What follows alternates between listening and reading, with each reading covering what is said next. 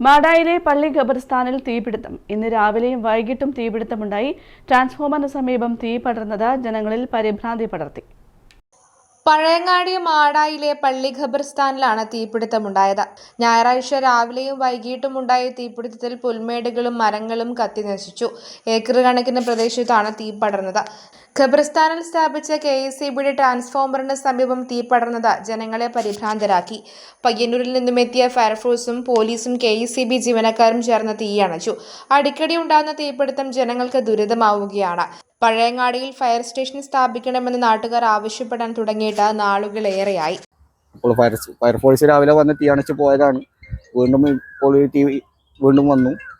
പിന്നെ അവർക്ക് അങ്ങനെ പയ്യന്നൂരിന് ബ്ലോക്കും മറ്റുള്ള ഗതാഗത തടസ്സം ഇവിടെ ഒഴിവാക്കി ഇവിടെ എത്തുമ്പോൾ തന്നെ തീയൊക്കെ ഏകദേശം കത്തി തീരുന്നൊരവസ്ഥയാണ്. അപ്പോൾ അടിയന്തരമായിട്ട് പഴയങ്ങാടി കേന്ദ്രീകരിച്ച് ഒരു ഫയർ സ്റ്റേഷൻ വേണം.